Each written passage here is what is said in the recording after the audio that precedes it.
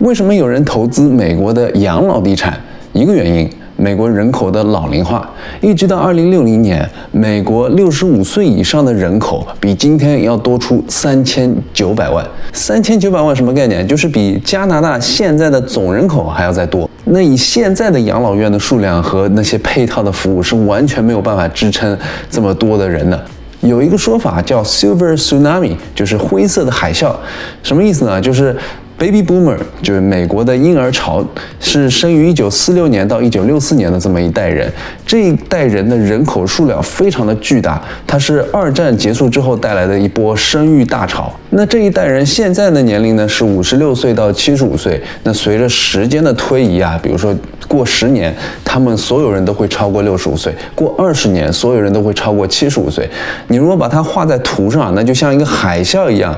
增加着这个65岁以上人口的比例，这个对整个美国的养老行业是一个巨大的冲击。那么这一代人啊，会随着年龄的增加，对房地产的需求会慢慢会有改变。就比如说啊，现在住着2、3层楼的大别墅没什么问题，但是腿脚不方便了之后就不适合住了。那随着年龄进一步增加，身体进一步老化了之后呢，会需要更加多的护工服务，从衣食住行各个方面提供辅助。那等老了不方便出远门了之后呢，最好整个社区还有丰富的这个社区的社交类的活动，所以呢就需要专业的养老院来提供这样的配套服务。那这么听起来是不是养老地产这个方向是一个非常好的投资方向呢？那我今天呢，从一个从业人员的角度吧，因为我全职是在一个养老院管理公司上班，那从这个从业者的角度来说说这个养老院投资里面有哪些需要注意的事情。最后呢，再来说说作为普通人有什么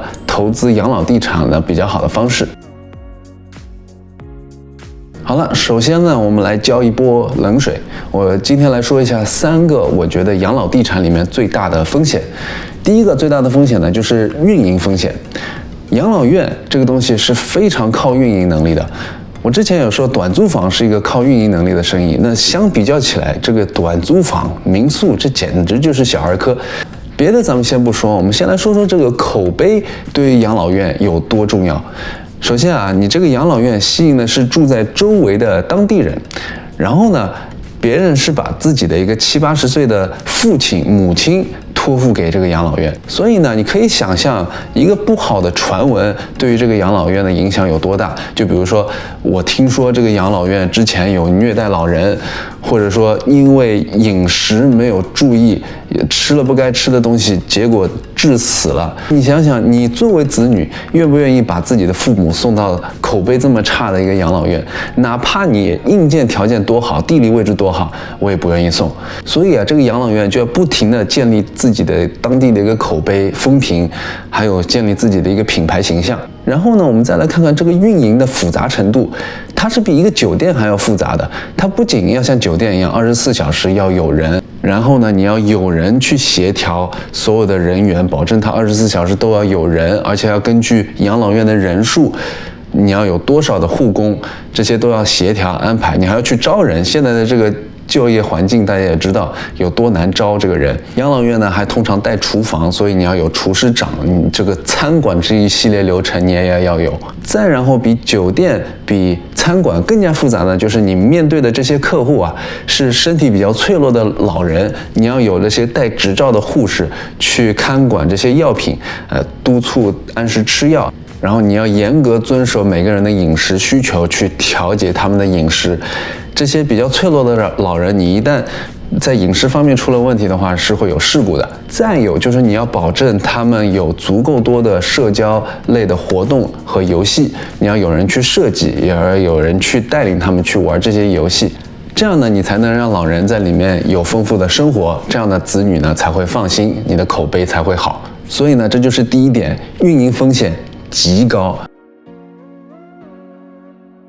第二点就是竞争激烈，因为这个人口老龄化这件事情啊，人人都知道，尤其是地产的开发商，他们很早就在那里布局了。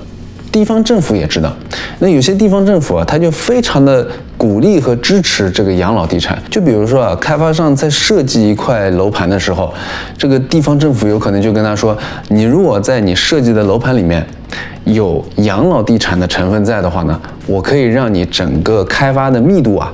再多一点，或者说在税费上面啊，给你一些减免。当地的居民啊，大多数情况也是比较的支持，因为你建一个养老院，他知道他们有可能以后也会住，然后呢，你也没有给当地的教育资源带来太多的压力。但是呢，Baby Boomer 这个婴儿潮这一代人，等他们真的要用到实实在在的养老地产的时候，那是10年、20年之后的事情。现在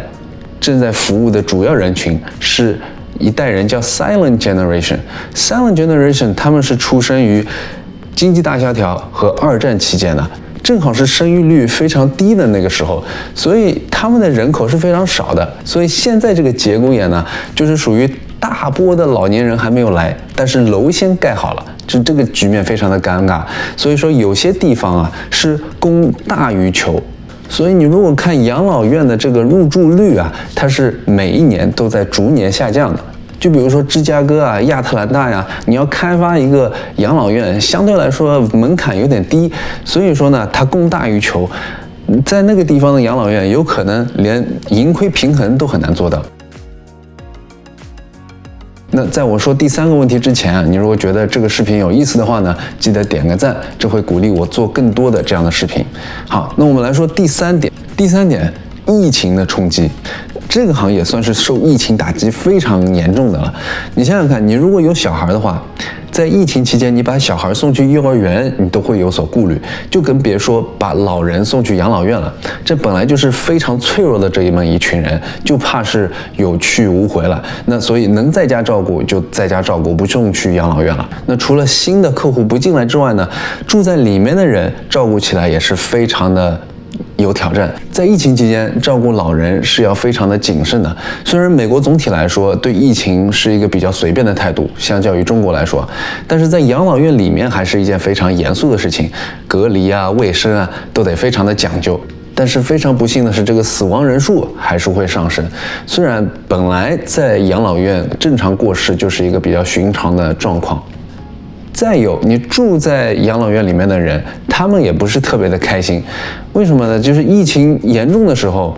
所有的社交活动啊、游戏啊都没有办法进行，只能一个人待在房间里面。他们的钱又没有少交，所以整个的体验也不是特别的好。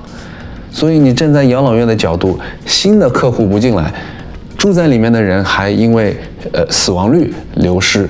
还剩下那些呢，体验还不是特别好，不是特别的开心，那可见这个日子有多难过了。那现在疫情好转了，疫苗也打上了，是不是情况就好转很多呢？的确是的，从入住率来说呢是有所好转，但是又迎来了一个新的问题，就是你的人手不够了。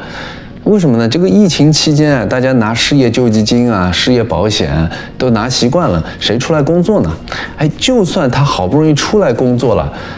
工资大家都涨了，因为大家都招不到人。那对于一个护工来说呢，他可以选择去一个餐馆端盘子，同样的价钱呢，你可以跑去养老院照顾老人，照顾老人的起居，有的时候还要把屎把尿。那如果那个人他打心眼里不是很喜欢这个行业呢，你觉得他会去哪里？所以总的来讲，你收入受影响，因为新的人不进来，老的人流失，同时呢，你的劳动成本在不停的增高，涨工资、招人，所以在双重打击之下，很多养老院是属于连续亏损的状态。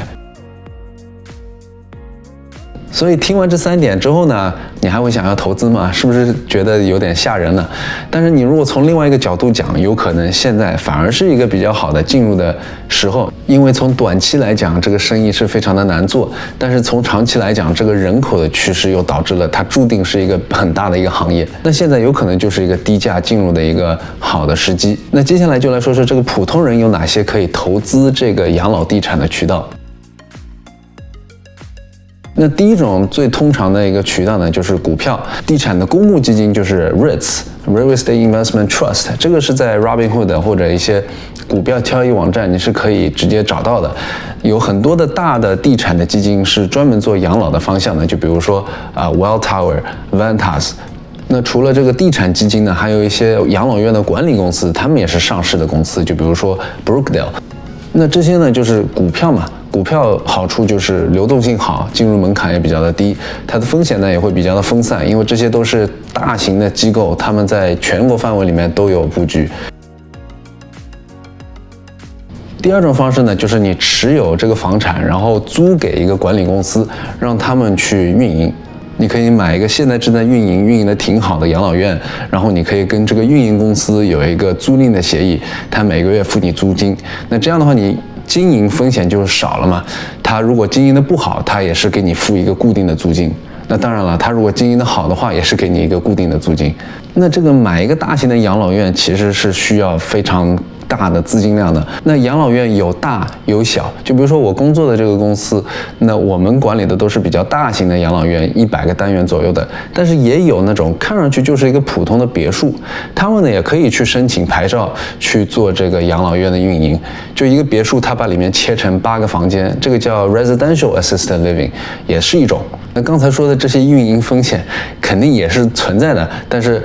它越小的话，运营风险也会相对来说小一些。而且疫情对于小的养老院来说还会小一些，因为他们经常会用的一个观点就是，你看你去大的养老院100个单元的，他们流动性多啊，反而疫情会比较的风险比较大一点。他们小的社区的话就没有那么大的一个风险。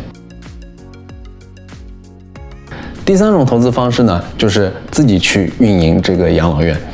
那这个就是属于风险最高、收益也是最高的一种方式了。那你如果买的是这个100个单元的大型的养老院，那你也是跟管理公司有一个管理合同，就比如说管理公司收这个收入的几%，那这个也不算是你自己去运营，你也是依靠着这个运营公司去运营，但是你要管的程度就会比较高，你有可能他们照收管理费，但是你自己是亏本的。但是如果小一点的，刚才说的 residential assisted living， 其实是有可能自己管的。你可能去招一个这个养老院的院长，那他去管这个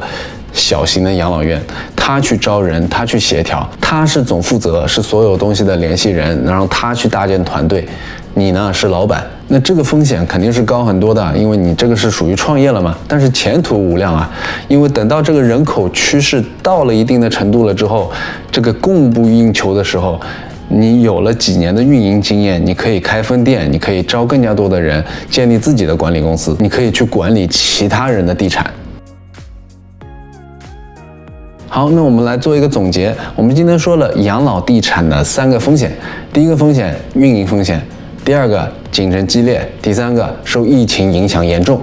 那我今天还分享了3个普通人可以进入的投资方式。第一种呢，就是买地产基金，或者说已经上市的管理公司的股票。第二个呢，就是买一个养老院，然后租给这个运营公司，你拿一个固定的租金。第三个呢，就是真的开一个养老院，叫管理公司去管也好，自己招人去管也好。那养老院其实分很多类，并不是每一类的老人都如此的脆弱，还是有稍微可以被动，类似于公寓楼这样的管理方式的。那如果想了解养老院的6种分类以及每一类的投资回报呢，可以看我上一期的这个视频。那今天呢就聊到这里，如果觉得这个视频有意思的话呢，记得点个赞。如果这是你第一次看到贝塔投资的视频呢，贝塔投资是一个聊美国投资的频道。你如果喜欢看这个视频呢，我还有一个视频可以推荐你看呢，就是8种非常小众、不需要管理房产，但是闷声发大财的地产生意。我还有个播放列表，是我一边运营我的短租，运营我这个 Airbnb， 同时呢一边分享我的经验教训，一直更新我的收入支出的情况，还有一些运营技巧。投资是个大话题，希望和你一起积累财富。关注贝塔投资，我们慢慢聊。